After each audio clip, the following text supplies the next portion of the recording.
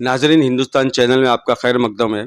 जिस तरह आजकल गोवंडी उड़ता गोवंडी के नाम से मशहूर है, वहीं पे कुछ ऐसे नौजवान भी मौजूद हैं जिन्होंने तकरीबन कई डिग्री हासिल की है और अभी हाल ही में उन्होंने पीएचडी क्लियर किया है। तो आइए बात करते हैं डॉक्टर आलम खान साहब से, जो कि अभी इससे पहले टीचर भी थे, पढ़ाते भी थे आप। तो बताएंगे आपका सफ़र कैसा रहा और कितनी डिग्री आपने हासिल की है। अस्सलाम वालेकुम। सबसे पहले मैं हिंदुस्तान चैनल का शुक्रिया अदा करना चाहता हूँ कि आपने मुझे एक मौका दिया बोलने के लिए। और एजुकेशन चीज़ों में वैल्यू होना चाहिए, और इसके लिए अगर आप मुझे मौका दे रहे हैं तो मुझे बहुत खुशी होगी। तो मैं अपने अगर जर्नी की बात करूँ तो मैं इसी गोंडी से पढ़ा हूँ, और मेरी जो स्कूलिंग हुई है वो बीएमसी म्युनिसिपल स्कूल से हुए। 7 तक मैंने वहीं कंप्लीट किया है। टिल 7 तक मेरे लाइफ में कोई एम ऐसा नहीं था कि मैं कुछ सोच के रखा और हुआ। लेकिन 7 के बाद जब मैं प्राइवेट स्कूल में गया तो मुझे ऐसा लगा कि नहीं, पढ़ाई बहुत ज़रूरी है, और हमारे जैसे एरिया में एजुकेशंस की जो इम्पोर्टेंस उतनी नहीं थी, लोग समझाने वाले नहीं थे। धीरे धीरे टीचर्स ने समझाया, दोस्तों ने समझाया। तो 10th में जब पहुंचा तो मुझे बहुत सीरियसनेस लगा कि नहीं, पढ़ना बहुत ज़रूरी है। तो मैंने 10th मेहनत करके, नाइट स्टडी वगैरह करके 92% अचीव किया। उस वक्त गोंडी में एक अच्छा स्कोर था, टॉपर्स में हमारी गिनती थी। और उस वक्त हमारे दोस्त थे, जैसे आपने सुना होगा आईएएस सफ़ीउद्दीन सिद्दीकी, तस्लीम अंसारी, रजा सर, ऐसे कई लोग हैं जो हमारे साथ थे, आज भी जुड़े हुए हैं। तो उस वक़्त उन्होंने सबने गोंडी में एक अच्छा अचीवमेंट हासिल किया था। फिर आगे की जो स्टडी थी, साइंस में लिया कि मुझे लगता है कि आगे जाके या तो आईएएस बनना है या तो फिर साइंटिस्ट बनना है, ऐसा मुझे लगा था। तो फिर मैंने साइंस लिया, और उसके बाद फिर 12th में भी कॉलेज टॉप किया अच्छे परसेंट से। बाद में मैंने एडमिशन लिया है इंजीनियरिंग में। तो 4 साल की डिग्री मुंबई यूनिवर्सिटी साबु सिद्दीक से कंप्लीट किया। वो कंप्लीट होने के बाद मुझे रियलाइज़ हुआ कि जो मैंने स्टडी की है वो सफिशिएंट नहीं है, मुझे लगता है कि और सीखने की ज़रूरत है। तो फिर मैंने आगे की स्टडी के लिए एमटेक प्रोसीड किया, और उसको साइड बाय साइड मैं टीचिंग भी कर रहा था और डिग्रीज़ भी प्रोसीड हो रही थी। तो एमटेक कंप्लीट होने के बाद फिर मैंने बीएससी इन फिजिक्स में अप्लाई किया, और बीएससी फिजिक्स कंप्लीट किया। उसके बाद साथ-साथ मैं मुंबई यूनिवर्सिटी आइडल से बीए इन पॉलिटिकल साइंस भी कर रहा था आइडल बेस पे। क्योंकि मुझे हर सब्जेक्ट में कुछ ना कुछ सीखने की एक चाहत रही है पहले से, कि कुछ ना कुछ सीखते रहना चाहिए। और एक टीचर्स हो या कोई भी हो, उसमें स्टूडेंट तब तक ज़िंदा रहता है जब तक वो सीखता रहता है। तो फिर ये कंप्लीट होने के बाद फिर मैंने अप्लाई किया एमबीए में। तो मुझे एचआर एज़ अ इंटरव्यू लेना या लोगों के माइंडसेट को समझना अच्छा लगता है। तो फिर मैंने एमबीए डीवाई पाटिल एचआर से कंप्लीट किया, और इसके साथ-साथ मैंने एमएससी इन फिजिक्स अप्लाई किया, जो कि मेरा अभी फाइनल ईयर है, कंप्लीट होने वाला है। इसके साथ-साथ मैं MA in history Aligarh university से अप्लाई किया, वो भी 1 ईयर रिमेनिंग है। तो ऐसे करके ये मेरे 7 से 8 है जो एकेडमिक डिग्रीज़ है। इसके अलावा मैंने एक बीच में 1 ईयर का एक सर्टिफ़िकेशन कोर्स किया था, इंटरनेशनल लॉ फ्रॉम जर्मनी। और इसके साथ-साथ एक यूएसए का मैंने सर्टिफ़िकेशन कोर्स कंप्लीट किया था, जिसके अंदर माइंडसेट को समझना किसी के, तो कैसे कर सकते हैं वो भी देखा था। और एक कोर्स मैंने कंप्लीट किया था यूएसए बेस पर, diploma in modern applied psychology, ताकि माइंडसेट को समझ सके किसी के भी, स्टूडेंट्स के, या फिर हमारे सामने कोई परेशान है तो उसको हम कैसे समझ सकते हैं, उसकी भी मैंने स्टडी किया। फिर diploma in career counselling and guidance, और ऐसे करके मैंने एक बिजनेसमैन एंड लीडरशिप करके यूके से कोर्स कंप्लीट किया था।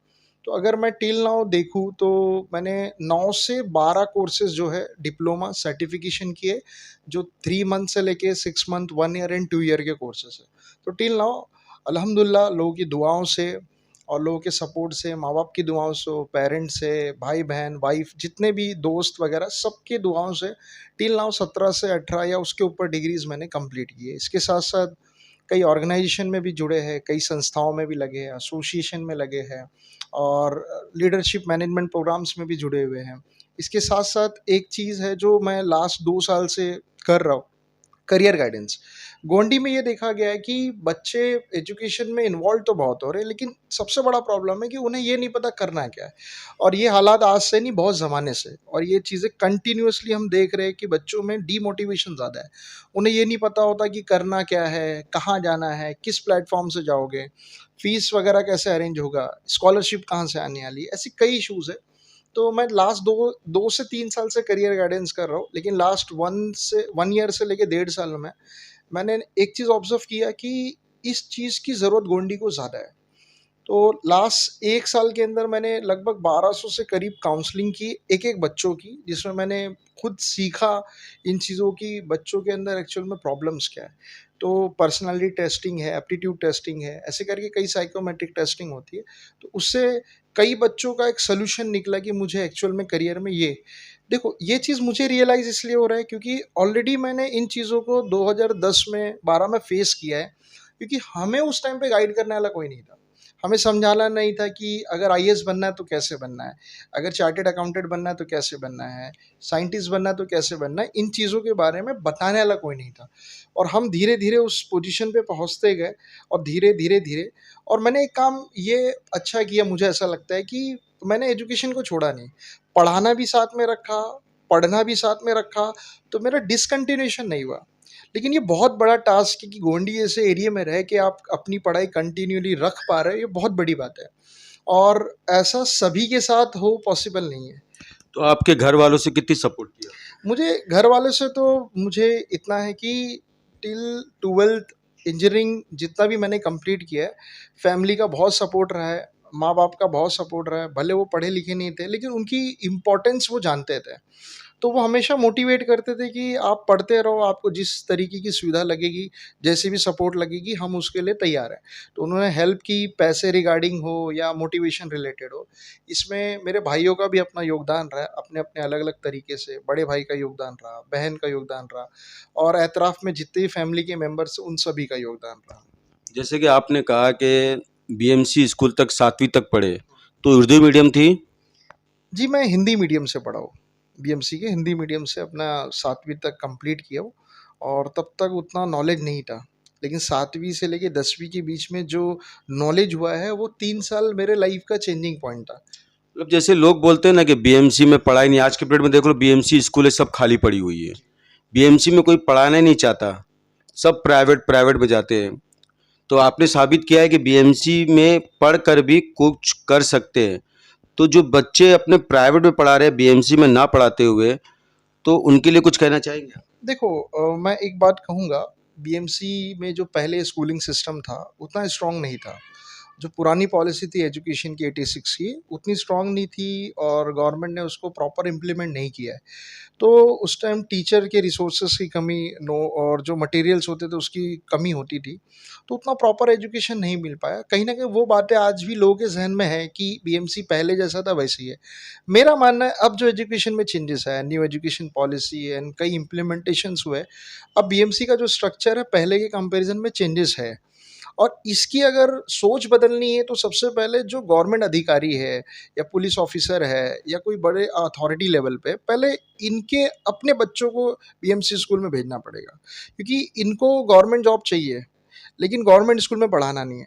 तो ये माइंडसेट अगर चेंज हो जाता है तो कहीं न कहीं आगे जाके ये जो हमारे जो लोअर लेवल पे लोग हैं, एवरेज लाइफ जो जी रहे हैं, इनको भी फिर मोटिवेशन मिलेगा कि अगर ये लोग डाल सकते हैं तो हम क्यों नहीं जा सकते? तो कहीं न एक अवेयरनेस की ज़रूरत है।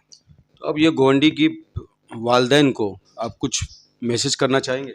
बिल्कुल, मैं गोंडी के वालिदैन को एक मैसेज ज़रूर देना चाहता हूँ, ये कि जैसे कि मेरे माँ-बाप ने मुझे सपोर्ट किया और उसकी वजह से आज मैं यहाँ तक हूँ कि अल्लाह का शुक्र है मैंने कई डिग्रीज़ एंड मल्टीपल चीज़ें की।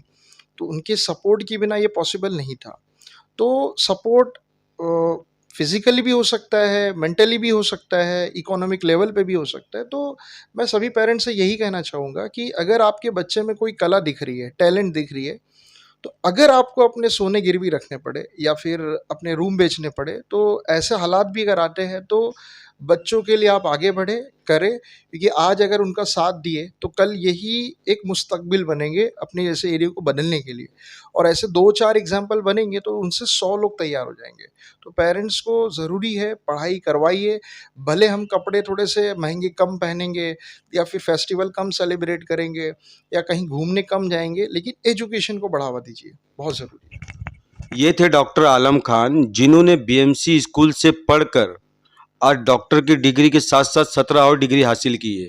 ये उनके लिए एक प्रेरणा है कि जो बीएमसी स्कूलों में नहीं पढ़ाते हुए प्राइवेट स्कूल में डालते हैं